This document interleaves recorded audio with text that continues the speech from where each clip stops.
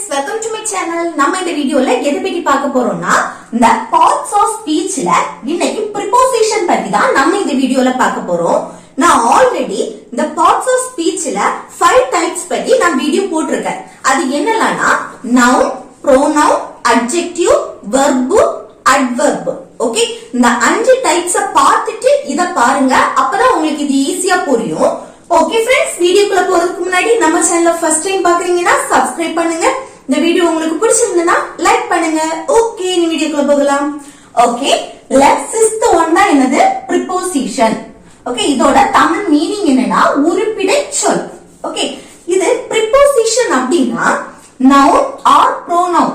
நவுன்னா என்ன, ப்ரோனவுன்னா என்னன்னு சொல்லிட்டு நான் டைப் 1 டைப் 2ல வந்து சொல்லி தந்திருக்கேன். அத பார்த்துட்டு இத பாருங்க, அப்பதான் உங்களுக்கு இது ஈஸியா புரியும். ஓகே, நவுன் ஆர் ப்ரோனவுனுக்கும் அடுத்து இன்னொரு வார்த்தைக்கும் உள்ள ரிலேஷன்ஷிப்பை சொல்லுகிற அந்த வார்த்தை தான் என்னது?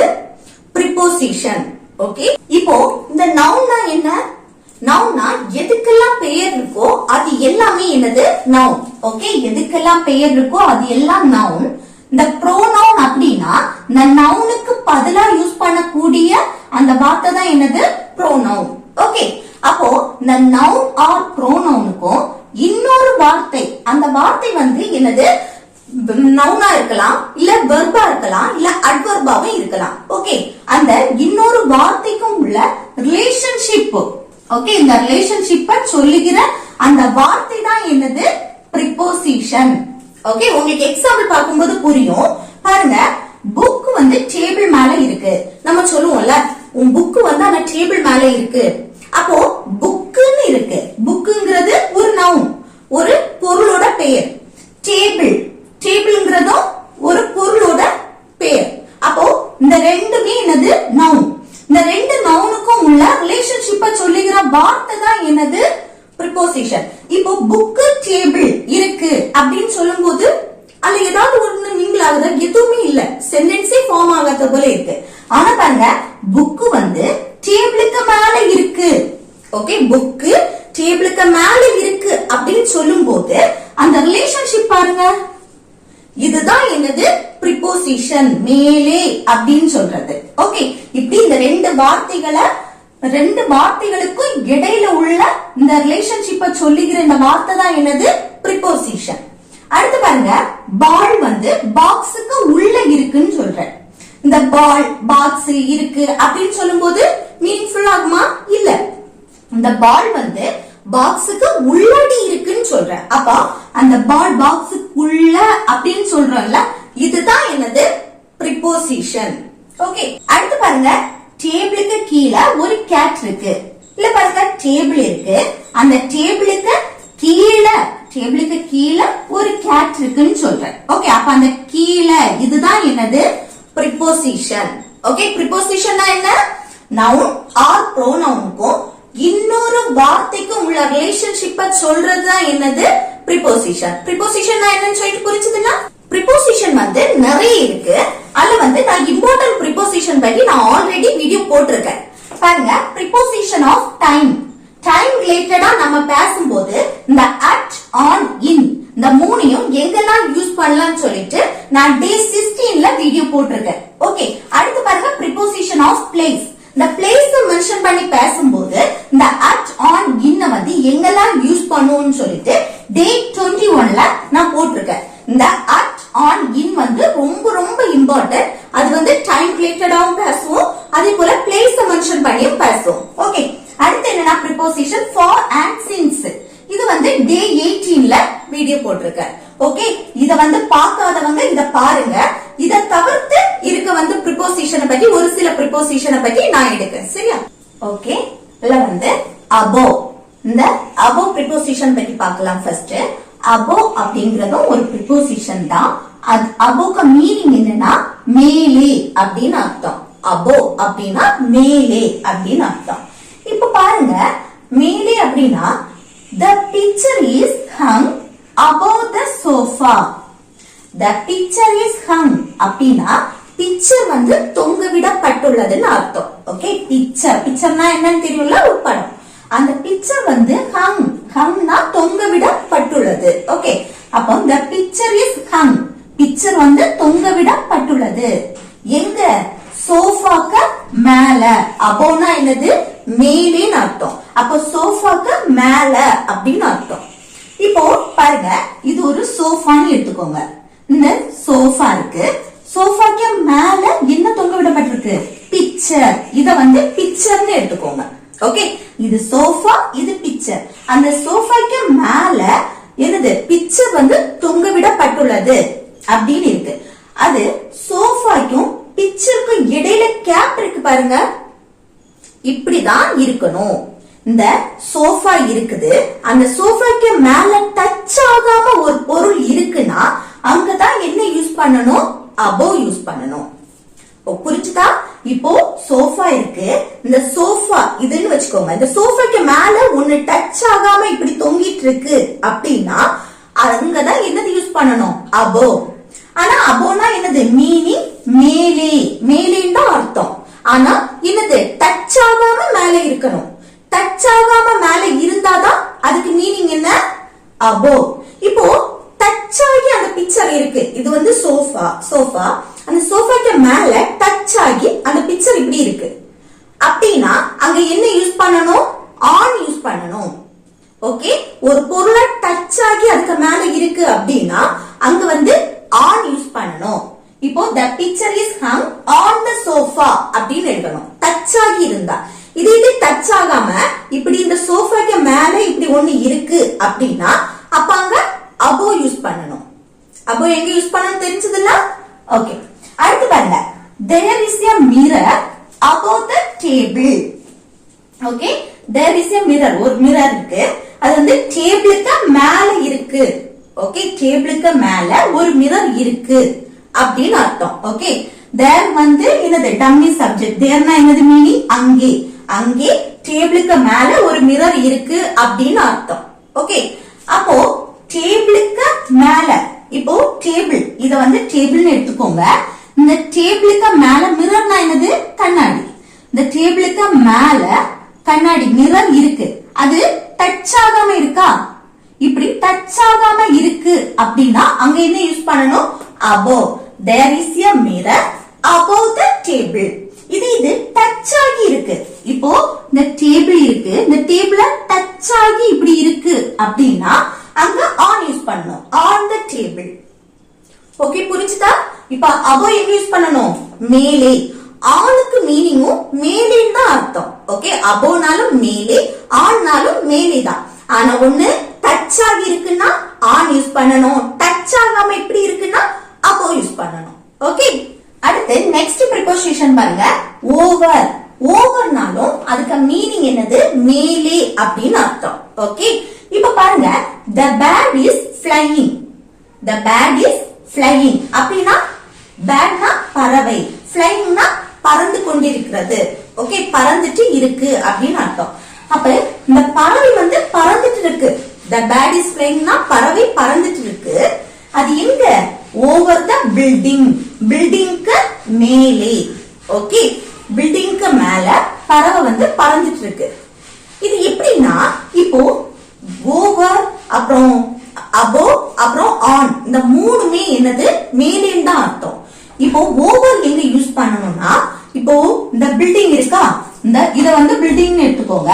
இந்த பில்டிங்க்கு மேல ஒண்ணு மூவ் ஆயிட்டே இருக்குன்னா அங்க ஓவர் யூஸ் பண்ணணும். ஓகே, இந்த பில்டிங் இருக்கு, அதுக்கு மேல பாருங்க ஒரு பறவை நான் பறந்துட்டு இருக்கு. அது இங்கேயும் இப்படியும் அது மூவ் ஆயிட்டே இருக்கு அப்படின்னா அங்க என்ன யூஸ் பண்ணணும்? ஓவர் யூஸ் பண்ணணும். இது பில்டிங்க்கு மேல பறவை அப்படியே நிக்குது, இப்படியே நிக்குது அப்படின்னா அங்க என்ன யூஸ் பண்ணணும்? above யூஸ் பண்ணணும். இது அந்த பில்டிங்க டச் ஆகி இப்படி டச் ஆகி இருக்கு அப்படின்னு சொன்னா அங்க என்ன யூஸ் பண்ணணும்? ஆன் யூஸ் பண்ணணும். ஓகே, இந்த ஆன், above, ஓவர் இந்த மூணுக்கு டிஃபரன்ஸ் தெரியுதா? ஆன் அப்படின்னா இப்போ ஒரு பில்டிங் இருக்கு, அத டச் ஆகி அந்த பறவை இருக்கு அப்படின்னா இங்க வந்து ஆன் யூஸ் பண்ணணும். ஓகே, இது ஒரு பில்டிங் இருக்கு, அதுக்கு மேல நேர் மேல அப்படியே நிக்குது, இங்க என்ன யூஸ் பண்ணணும்னா above யூஸ் பண்ணணும். ஓகே, இங்க என்ன யூஸ் பண்ணணும்? above. அடுத்து ஒரு பில்டிங் இருக்கு, அதுக்கு மேல அந்த பறவை அங்கேயும் இங்கேயுமா போயிட்டு இருக்கு. அப்படி மூவ் ஆயிட்டே இருக்கு அப்படின்னா அங்க என்ன யூஸ் பண்ணணும்? ஓவர். மூவ் ஆகுமா அப்படியே இருந்துன்னா அப்போ யூஸ் பண்ணணும். ஓகே, புரிஞ்சதுல? அப்போ ஓவர் எங்க யூஸ் பண்ணணும்னு சொல்லிட்டு the bird is flying over the building அப்படின்னா மீனிங் என்னது? இந்த பறவை வந்து பில்டிங்க்கு மேல பறந்து கொண்டு இருக்குது. ஓகே, அடுத்து நெக்ஸ்ட் ப்ரிபோசிஷன் பாருங்க. அண்டர். அண்டர்னா கீழே. இப்போ நம்ம சொல்லுவோம்ல டேபிளுக்கு கீழே இருக்கு, இல்ல பெட்டுக்கு கீழே இருக்கு, சேருக்கு கீழே இருக்கு. இப்படி கீழே அப்படின்னு சொல்லும் போது நம்ம அண்டர் யூஸ் பண்ணிக்கலாம். இந்த பாருங்க, the cat is under the table. டேபிளுக்கு கீழே வந்து கேட் இருக்கு. ஓகே, இந்த கேட் வந்து எங்க இருக்கு? டேபிளுக்கு கீழே இருக்கு. Okay, the cat is under the table. Cat வந்து எங்க இருக்கு? டேபிளுக்கு கீழே இருக்கு. ஓகே, டேபிளுக்கு அடியில இருக்கு. நம்ம சொல்லுவோம்ல டேபிளுக்கு அடியில இருக்கு, இல்ல டேபிளுக்கு கீழே இருக்கு, எல்லாமே ஒண்ணுதான். ஓகே, அப்போ அண்டர் எங்க யூஸ் பண்ணுவோம்? கீழேன்னு. ஓவர் எங்க யூஸ் பண்ணுவோம்? மேலே. புரியுதுல? அடுத்து நெக்ஸ்ட் ப்ரிபோசிஷன் என்னன்னா பிட்வீன். பிட்வீன்னா இடையில் அப்படின்னு அர்த்தம். ஓகே, இடையில அப்படின்னு சொல்லுவோம்ல. இப்போ ரெண்டு பொருள் இருக்குன்னா அதுக்கு இடையில ஏதாவது ஒண்ணு மென்ஷன் பண்றீங்கன்னா நம்ம சொல்லுவோம்ல இந்த ரெண்டுக்கு இடையில அப்படின்னு. அப்ப அந்த இடையில் அப்படிங்கறது தான் எனது பிட்வீன். இப்ப பாருங்க, my home is between library and bank. Okay, library and bank ரெண்டு பிளேஸ் இருக்கு. லைப்ரரிங்கிறதும் ஒரு பிளேஸ் தான், பேங்க்ங்கிறதும் ஒரு பிளேஸ் தான். இந்த ரெண்டு பிளேஸுக்கு இடையில என்னது இருக்கு? என்னுடைய வீடு இருக்கு. ஓகே, மை ஹோம் என்னுடைய வீடு வந்து இந்த லைப்ரரி அண்ட் பேங்க் இந்த ரெண்டுக்கு இடையில. ஓகே, இடையில். இப்படி திங்ஸா இருக்கட்டும், ரெண்டு திங்ஸ் இருக்குன்னா அந்த ரெண்டு திங்ஸுக்கு இடையில ஏதாவது ஒண்ணு மென்ஷன் பண்றீங்க அப்படின்னாலும் நம்ம பிட்வீன் தான் யூஸ் பண்ணணும். அதே போல ரெண்டு பிளேஸ், அதே போல ரெண்டு பர்சன் இருக்காங்க அப்படின்னாலும் அந்த ரெண்டு பேருக்கு இடையில ஏதாவது ஒண்ணு நீங்க மென்ஷன் பண்றீங்கன்னா அங்க என்ன யூஸ் பண்ணணும்? பிட்வீன். அப்போ மை ஹோம் இஸ் என்னுடைய ஹோம் வந்து எங்க இருக்கு? லைப்ரரி அண்ட் பேங்குக்கு இடையில இருக்கு. ஓகே, அடுத்து பாருங்க, பை. பை அப்படின்னா இப்போ அருகில், பக்கத்தில் அப்படி எல்லாம் சொல்லுவோம்ல, அது இந்த பி சைடு அப்படின்னா அருகில். அதே போல நெக்ஸ்ட் டு அப்படின்னா அடுத்து. இதுக்கெல்லாம் பதில் நம்ம இந்த பை யூஸ் பண்ணிக்கலாம். இந்த பி சைடு, பி சைடுனா அருகில் அப்படின்னு சொல்லுவோம்ல, இந்த அருகில், அடுத்து இப்படி எல்லாம் சொல்றதுக்கு பதில் நம்ம இந்த பை யூஸ் பண்ணிக்கலாம். ஓகே, பக்கத்துல அப்படி எல்லாம் சொல்லுவோம்ல, அப்ப இந்த என்ன யூஸ் பண்ணுவோம்? பை யூஸ் பண்ணுவோம். ஓகே, இல்ல ஃபர்ஸ்ட் ஒன் பாருங்க, he is standing by the hotel. he is standing அப்படின்னா ஹீனா அவன், ஸ்டாண்ட்னா நிற்கிறது. அப்ப ஸ்டாண்டிங் நின்று கொண்டு இருக்கிறது. ஓகே, அது என்ன? கண்டினியூஸ். அப்ப நின்று கொண்டு இருக்கிறது. அப்போ அவன் நின்று கொண்டு இருக்கிறான். இல்ல வயசுக்கு மூத்தவங்கன்னா அவர் நின்று கொண்டு இருக்கிறார். எங்க? By the hotel. ஹோட்டலுக்கு பக்கத்துல. ஓகே, பைனா இந்த அருகில், பக்கத்தில் இப்படி எல்லாம் சொல்லலாம். அடுத்து இப்படி எல்லாம் மென்ஷன் பண்றதுக்கு நம்ம பை யூஸ் பண்ணுவோம். ஓகே, அப்ப he is standing எங்க? அவர் நின்று கொண்டு இருக்கிறார். எங்க? By the hotel. இந்த ஹோட்டலுக்கு பக்கத்துல, இல்ல ஹோட்டலின் அருகில். ஓகே, அப்ப அந்த ஹோட்டலின் பக்கத்தில் நின்று கொண்டு இருக்கிறார் அப்படின்னா பை த ஹோட்டல். ஓகே, அடுத்து we come by bike. இப்போ நம்ம டிரான்ஸ்போர்ட், எந்த டிரான்ஸ்போர்ட்டா இருக்கட்டும், பைக், பஸ், காரு, ட்ரெயின், அடுத்து பிளேன், அதுக்கப்புறம் ஷிப்பு, எதுவா இருக்கட்டும், எந்த டிரான்ஸ்போர்ட்டா இருக்கட்டும், அதை நம்ம மென்ஷன் பண்ணும்போது இந்த பை யூஸ் பண்ணுவோம். ஆனா எப்போ மென்ஷன் பண்ணும்போதுன்னா, இப்ப நம்ம வந்து நான் வந்து பைக்ல வந்துட்டு இருக்கேன், இல்ல பைக்ல நான் வந்தேன், இல்ல நான் பைக்ல வருவேன், இப்படி எல்லாம் நான் சொல்லுவோம்ல. இப்ப வந்துட்டு இருக்க, பைக்ல வாரேன், இல்ல பஸ்ல வந்துட்டு இருக்க, இப்படி எல்லாம் நம்ம சொல்லும் போது அங்க பை யூஸ் பண்ணணும். இது நான் பைக்ல இருக்கேன், நான் கார்ல இருக்கேன், நான் பஸ்ல இருக்கேன் அப்படின்னா அங்க ப்ரிபோசிஷன் வேற. நான் பஸ்ல இருக்கிறேன் அப்படின்னு சொன்னா அங்க ப்ரிபோசிஷன் வேற. நீ எங்க இருக்க? நான் பஸ்ல இருக்க அப்படின்னா அங்க ப்ரிபோசிஷன் என்னன்னா அட், ஆன், இன். இது வந்து பிளேஸ் மென்ஷன் பண்ணி பேசும்போது இந்த ப்ரிபோசிஷன் பிளேஸ் மென்ஷன் பண்ணி பேசும்போது எங்கெல்லாம் யூஸ் பண்ணணும்னு நான் சொல்லி தந்திருக்கேன். அந்த பிளேஸ் ரிலேட்டடா பாத்தீங்கன்னா உங்களுக்கு புரியும். இந்த அட், ஆன், இன். ஓகே, இது பை எங்க யூஸ் பண்ணணும்னா, நான் இப்ப பஸ்ல வந்துட்டு இருக்கேன், பஸ்ல வந்தேன், ட்ரெயின்ல வந்தேன், இல்ல ட்ரெயின்ல வந்துட்டு இருக்கேன், ட்ரெயின்ல வருகிறேன். அப்ப அந்த வந்துட்டு இருக்கேன், வருகிறேன், வருவேன், இப்படி எல்லாம் சொல்லுவோம்ல, அதுக்கு தான் என்ன யூஸ் பண்ணணும், பை யூஸ் பண்ணணும். we come னா நாங்கள் வருகிறோம். ஓகே, நாங்கள் வருகிறோம். எதுல? பைக்ல. ஓகே, நாங்கள் பைக்கில் வருகிறோம் அப்படின்னு சொல்றதுக்கு தான் we come by bike. நாங்க ட்ரெயின்ல வருகிறோம் அப்படின்னா we come by train. இந்த பைக் அடுத்து இந்த டிரான்ஸ்போர்ட் சொல்லும் போது இதுக்கு அடுத்து எந்த ஆர்டிகிள்ஸும் வரக்கூடாது. ஓகே, அப்போ we come by bike, நாங்கள் பைக்ல வந்துட்டு இருக்கோம். அதே இது நாங்க பைக்ல வந்தோம், நீங்க எதுல வந்தீங்க? நாங்க பைக்ல வந்தோம், இல்ல நாங்க பஸ்ல வந்தோம், இப்படி சொல்லும் போது we came. வந்தோம் அப்படின்னா அது பாஸ்ட், ஆல்ரெடி முடிஞ்சது.